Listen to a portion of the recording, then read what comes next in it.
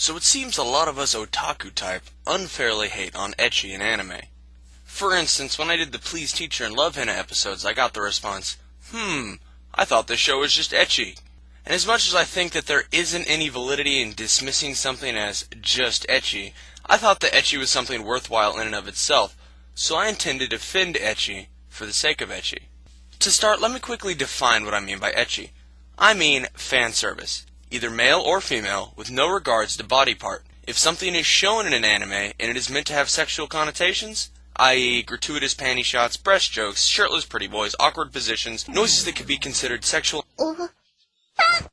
and of course the sexual innuendos. What I don't mean is outright nudity or pornography. Horo being naked in Spice and Wolf was not exactly ecchi, and no hentai is exactly ecchi either. Now let me make another aside. If you dislike ecchi because it consistently sells well and don't want to see anime stifled, that's actually acceptable. And in fact, it's really the only reason I can think of someone to just out and out hate ecchi. Moving on. So after giving it some thought, I've decided that ecchi isn't a bad thing. By no means. In fact, while I've heard a lot about it giving anime a bad name, I'm here to say that I hope it never goes away completely. There is a time and a place for everything, but let's not put it where it doesn't belong. So what I intend to do here is outline my reasons why I like ecchi, in as clear a manner as possible. To summarize quickly, I defend ecchi on these grounds. Things of sexual interest should not be repressed. Ecchi often works to detail the weaknesses of a character, and perhaps most importantly, ecchi can serve as a societal looking glass. Firstly, things of sexual interest should not be repressed. Frankly speaking, ecchi serves one of its intended purposes quite well, as a point of arousal. This sounds dirty and I feel a bit like a roughneck just saying it, but let's look at it this way. Sexual repression wreaks absolute havoc on the human psyche. Consider a few serial killers. Consider every single rapist.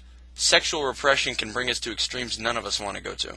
Without an outlet, eventually a steam pipe will burst. But even beyond extremes of murder and rape, consider the socially daunting action of coming out of the closet. Consider the challenges that someone with an esoteric kink must suffer when trying to be intimate with someone else. With these factors in mind, ecchi can serve as a pressure valve to the frustrated, while not resorting to outright pornography. Ecchi can be conceivably tasteful, and it can certainly be believable. Those factors in mind, I would find ecchi completely preferable to outright pornography.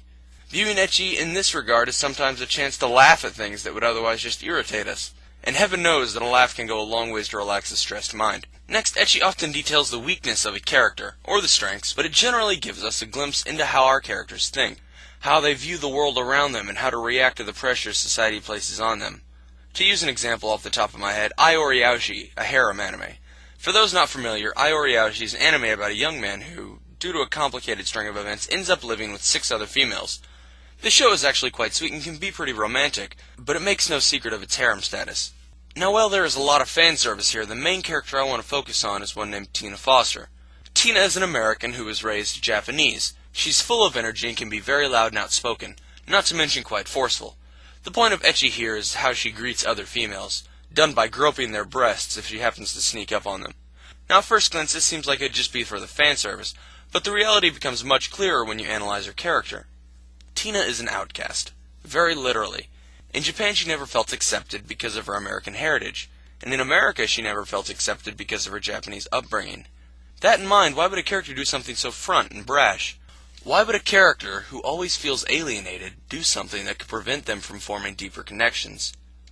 Well, because she's scared of those deeper connections. By doing something that is outright alienating and then acting upbeat like she doesn't care, Tina saves herself from the risk of getting close to anyone.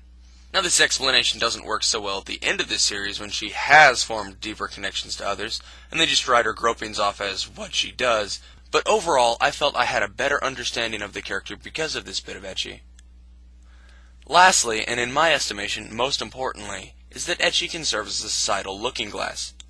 What do we, as a culture, a nation, a society, a clique, a niche community, and so on, find attractive, humorous, ridiculous? What goes too far? When does it stop being funny? And so on. Ecchi can now, and in the future, provide means to take a step back and really analyze ourselves. Even at the lowest level, why do I find this scene titillating?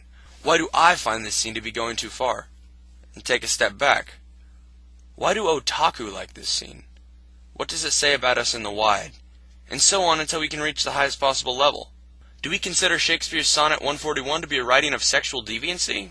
Oh, by no means. We consider it some of the most beautiful poetry ever written, when it's basically about Shakespeare's uncontrollable attraction for an ugly, smelly, rough lump of a woman. This was a glimpse into his mind, his innermost thoughts. It wasn't dirty, even though it was dirty. Ecchi can, and most likely in the long run will serve the same purpose for our otaku culture in general. Well, anyway, that's what I think. I'm here to philosophize some more, but why don't you guys tell me what you think?